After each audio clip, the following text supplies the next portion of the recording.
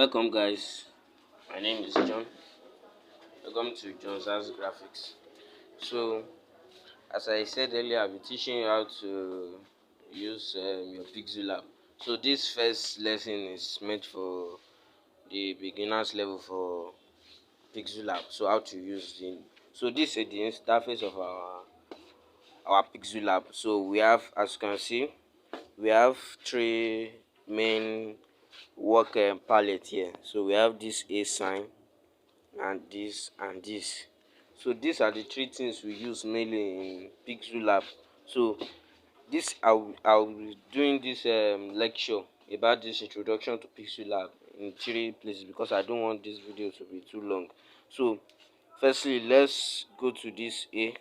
Let's start with the A. So clicking A, you see style.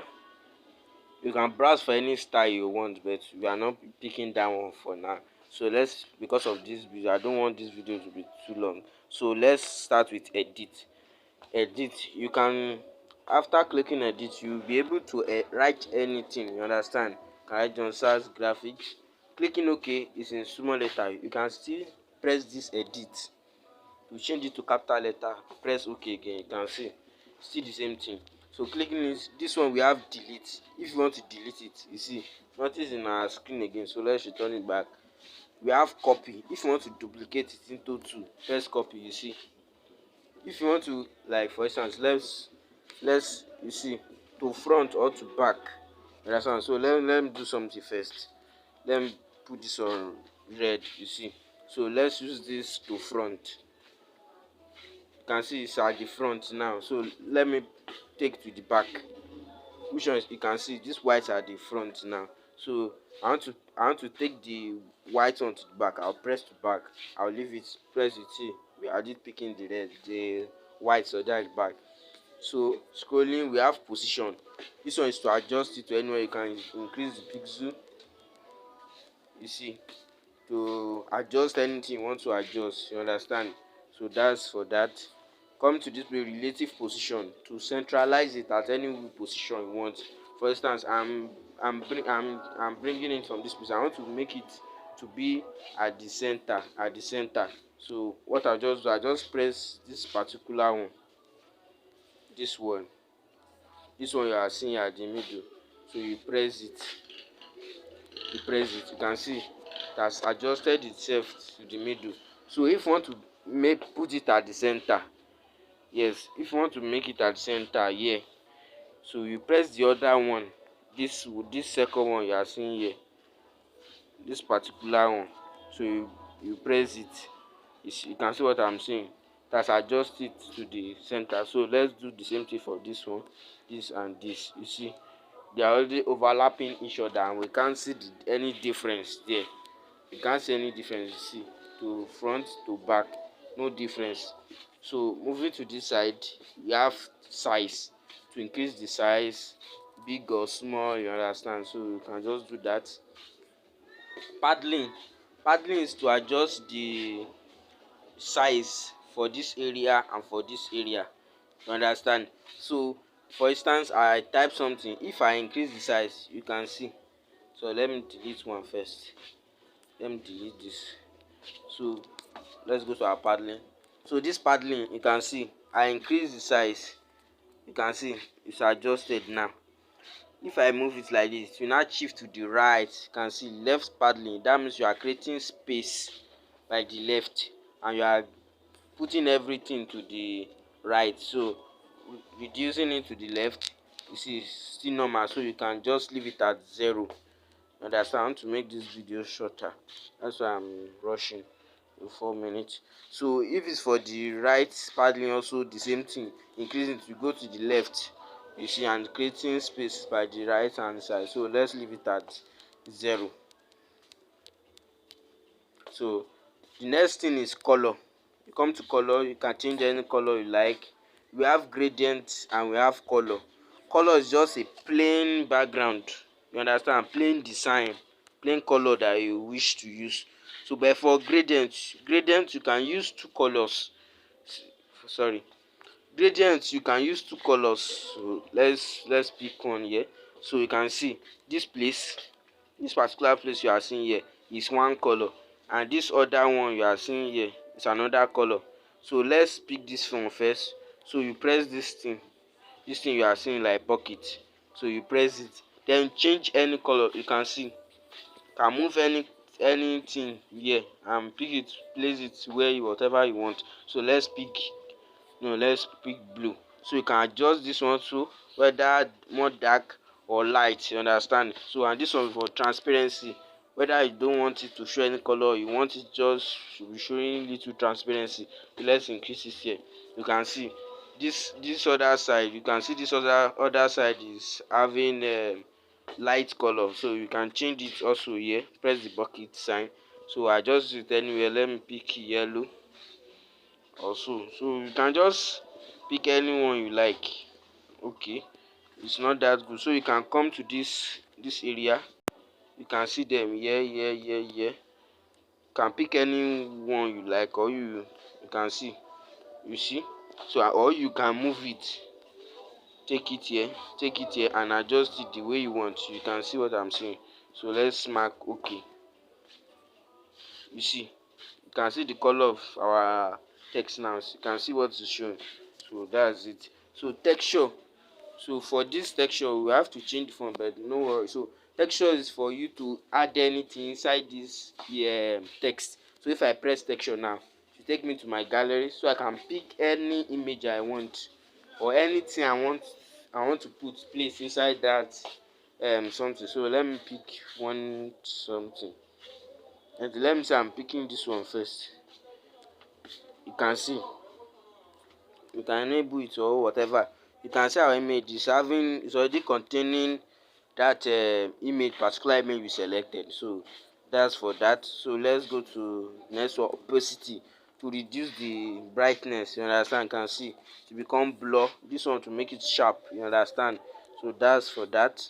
Coming to rotate, if you want to rotate it so you understand. Sorry for that. So you can understand. So next thing is mask. If you want to cut out something there, so let me say I'm cutting out this one and adjusting it like this, you can see. So if I mark it, it's like this. So I can also duplicate it by pressing copy. I can place it on it. Sorry, I can come to mask and press out, you can see. So if I mark it, then and this first one I can come to position and readjust. You see what I'm saying?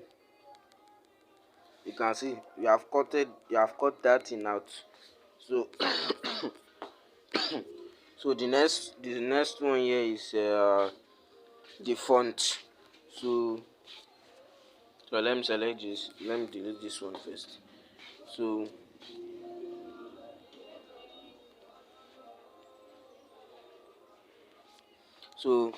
coming to this area, we have the font. So you can select any font you want, the Amara, the Abri, Fat, and any font you have.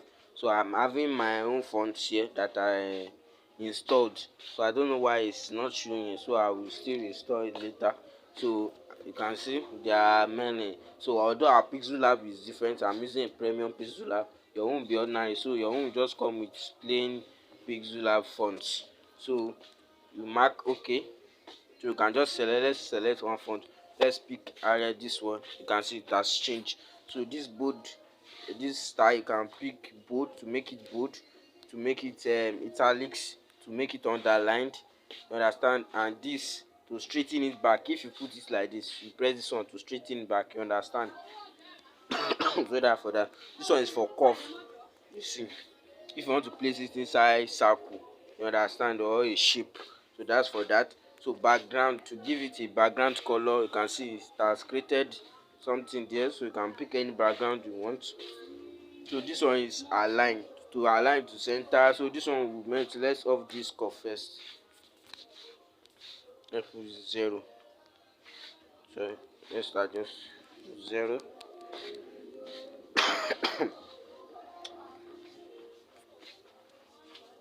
Let's edit it first. So come to edit. So we just pick this one, John Sachs. Let's place it here, graphics.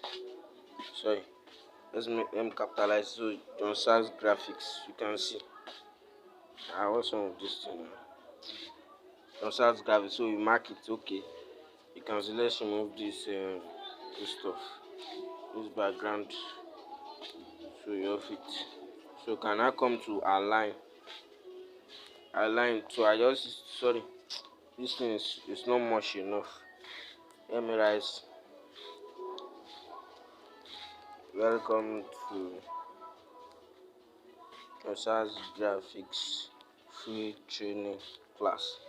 So you can see something like this. So you can just come to this align, press this align, adjust center, adjust to the left, adjust it to the right. You can see that's justified to give it more space, and you see, understand. So let's off it, we don't need that one. It do scatter work. So this spacing, to give it spacing, understand, the space if you want to make it to jump up together, understand. So that's the function of that. Line spacing for spacing between two texts, understand. So that's for that. And this stroke, to give it a stroke, whether white for this one and white will fit into. So you can see what I'm saying. It's for, so you can increase the stroke width and reduce it. So that's for that. So come to shadow. You can see, you give it a shadow, you can give it a red, blue, whatever, you understand. So this inner shadow, to give it an inner shadow, but although this one do not work properly at times, so it does not work properly at times. So let's finish this one first. So emboss, to give it emboss, sometimes you do cut like this. So the issue with this one is somehow, so you can just do whatever you want to do. You can reduce it or increase. Let's increase. So after increasing, how to solve this problem for this emboss stuff, you come to this second place, sorry, this second place, you press it, you come to shape, you can see shape here, you press shape, then you drag it up, you understand, so that you don't see. So you come to, you press this thing, this particular layer, so you press it, you press this thing, sorry, you press this one here, you now merge the shape and the text together, then you press this one, so you merge it together, you press OK. You can see it's not still doing, so you just continue fighting and battling with it till you get it normally. So let's try it again. Let's match. It's not still going. Let's increase it again. Let's match and let's see the result.